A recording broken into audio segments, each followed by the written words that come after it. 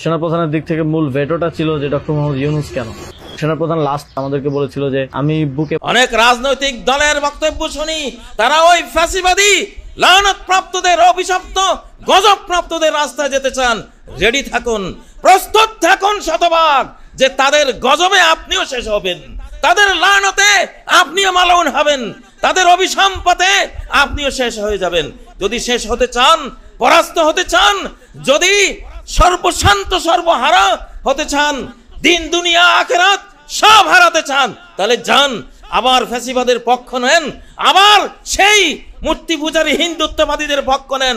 আপনার ধ্বংস দুই চোখে দেখতে চাই আমরা, ইনশাআল্লাহ। আল্লাহ দেখাবেন। ফ্যাসিবাদীদের পক্ষ নেওয়ার কোনো সুযোগ নাই, তাদের এখন ফাঁসি, তাদের এখন বিচার, এবং তারা বাংলাদেশের এনিমি।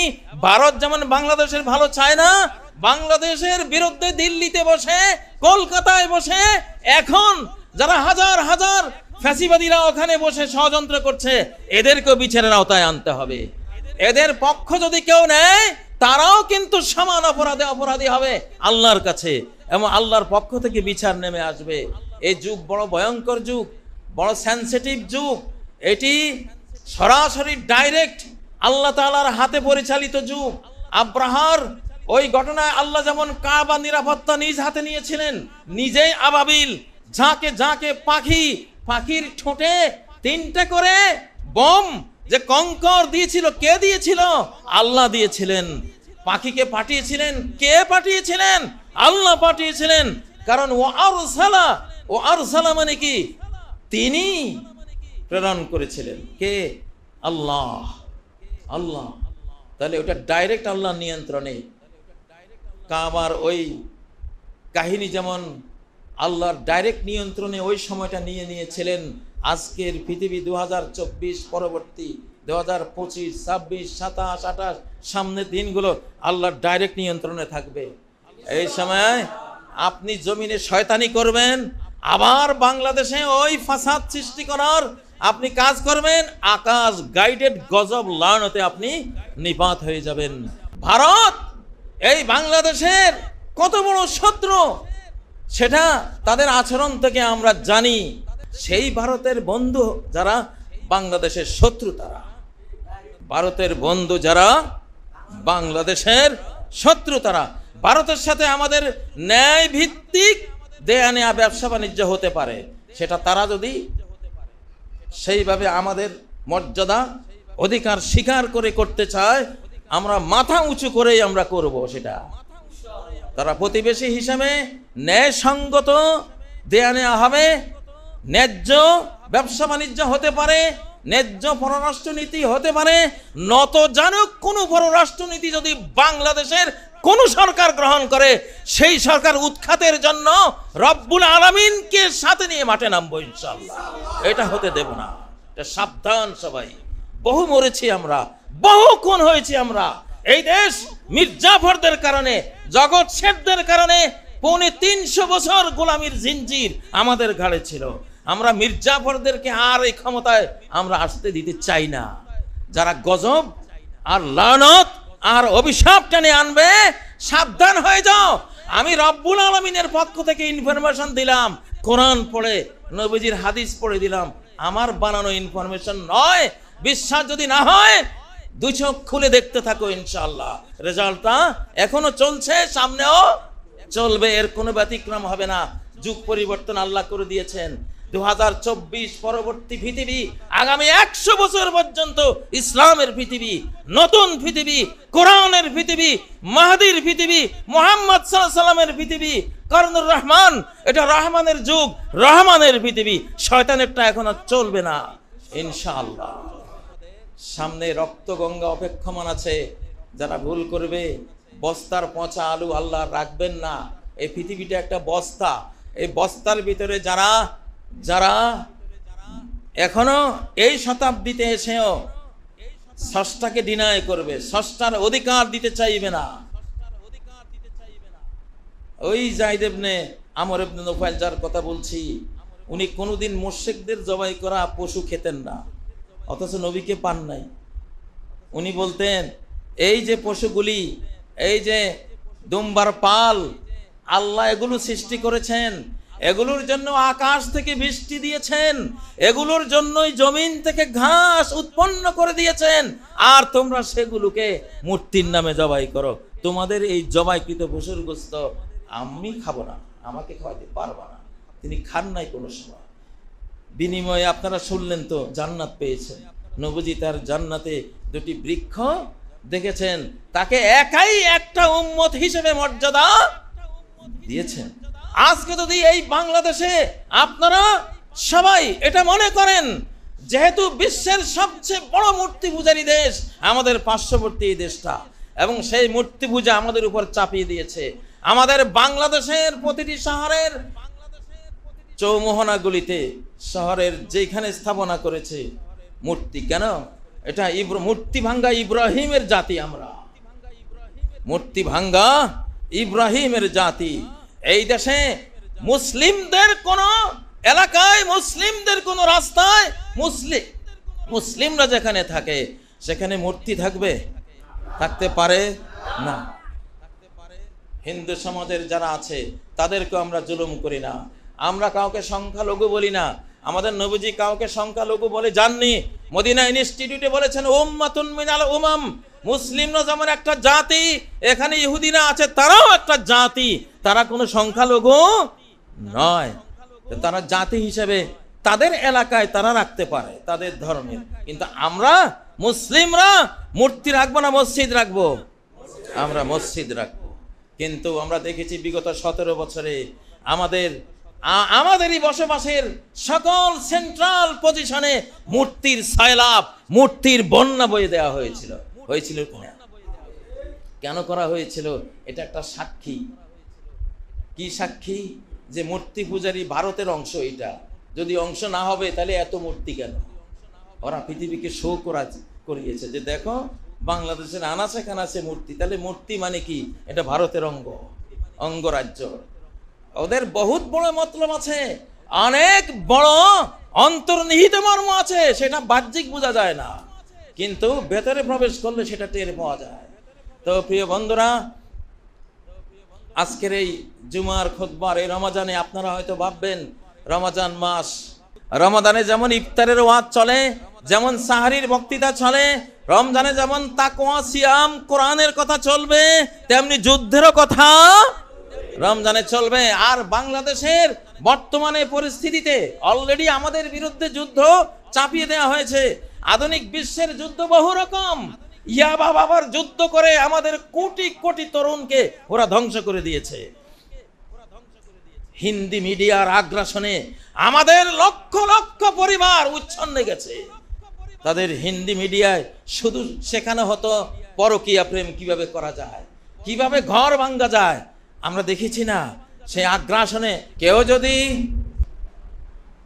এটা বাংলাদেশের সকল ব্যক্তি, সকল দল এবং সব ধরনের শ্রেণী পেশা, বাংলাদেশ সরকার সহ সবার জন্য সতর্কীকরণ।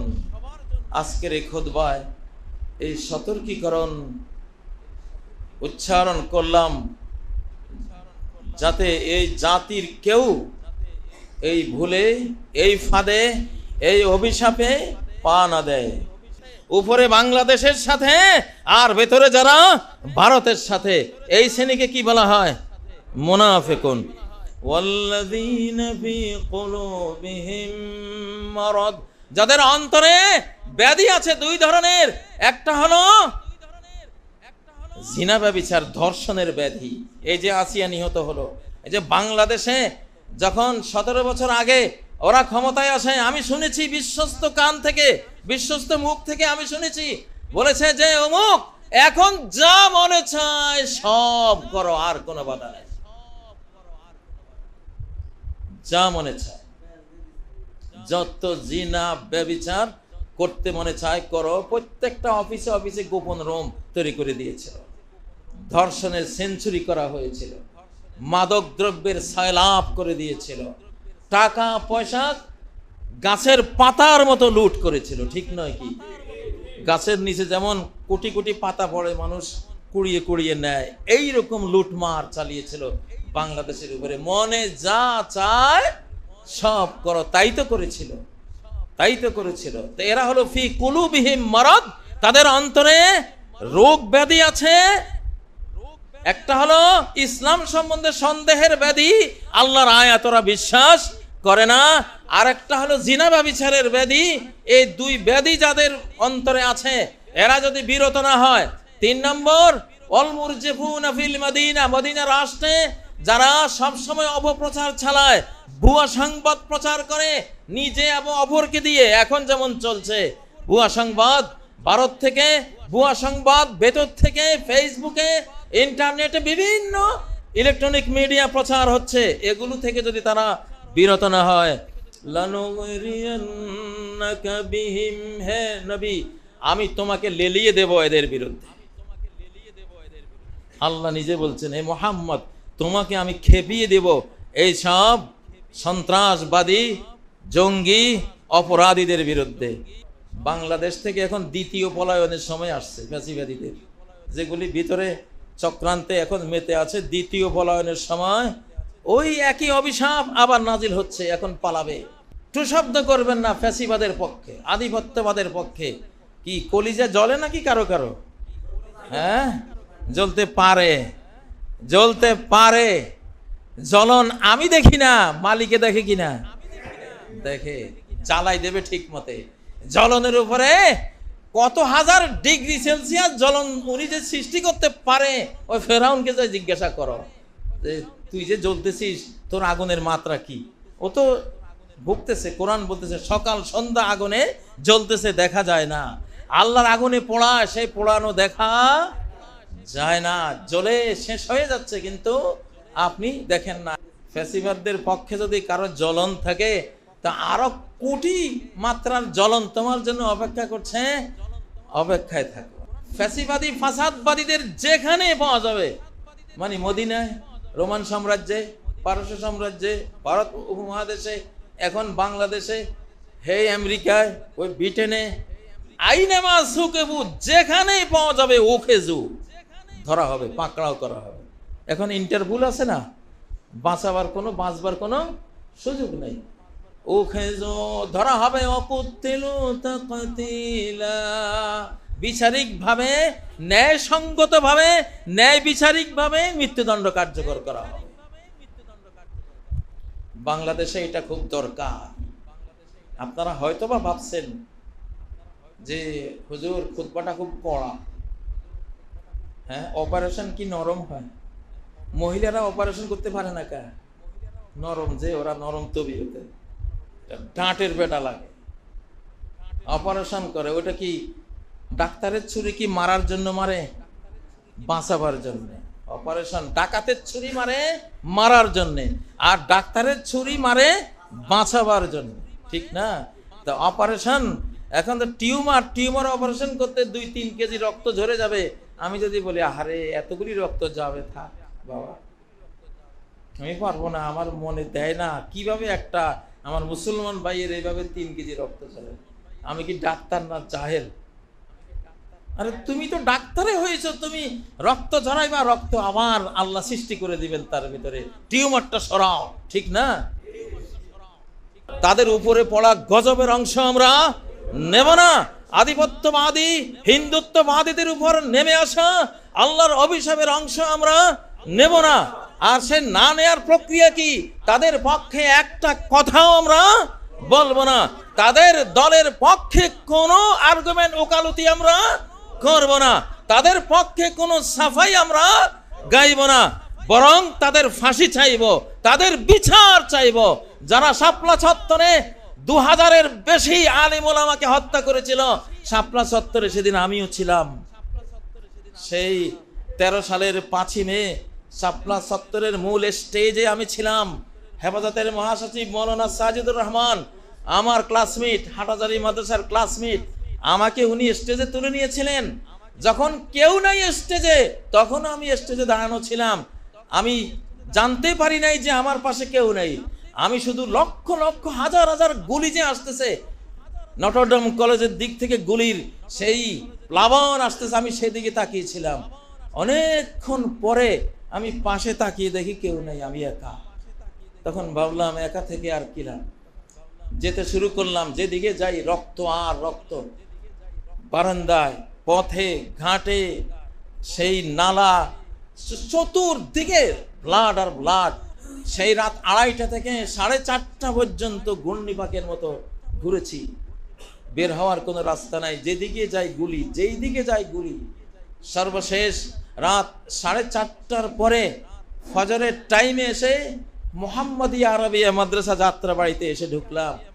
জিজ্ঞাসা করেন ওখানকার আলেমরা, ওনারা জানে, ওনারা আমাকে আশ্রয় দিয়েছিলেন সেই রাতে। আমি ঢোকার সঙ্গে সঙ্গে একদল র্যাব গিয়ে ওখানে লাথি মারা শুরু করেছে। কে ঢুকেছে এখানে, ওনাকে বের করে দাও, ওদেরকে বের করে দাও। ফ্যাসিবাদীদের বিরুদ্ধে গোটা বাংলাদেশ ঐক্যবদ্ধ। এটা আমাদের যুদ্ধ। এটা এই রমজানে চলা এক বদর যুদ্ধ, এটা এক রমজানে চলা মিডিয়া যুদ্ধ, এটা খুতবা যুদ্ধ, এটা বক্তৃতা যুদ্ধ, এটা একটা বাক যুদ্ধ, কথার যুদ্ধ। এই যুগে কথার যুদ্ধ অস্ত্র যুদ্ধের চেয়ে বড়। নবীজি বলেছেন আল-লিসানু ফিহা আশাদ্দু মিন ওয়াকিস সাইফ। এক যুগ আসবে লিসান, জবান, জিহ্বার যুদ্ধ তলোয়ার অস্ত্রের যুদ্ধের চেয়ে আরো মারাত্মক হবে। সেই যুদ্ধটা যুঝলাম আজকে, সেই লড়াইটা করলাম এই খুতবাতে। আল্লাহ তাআলা বাংলাদেশকে, এই জমিনকে ফ্যাসিবাদ মুক্ত করুন, আধিপত্যবাদ মুক্ত করুন।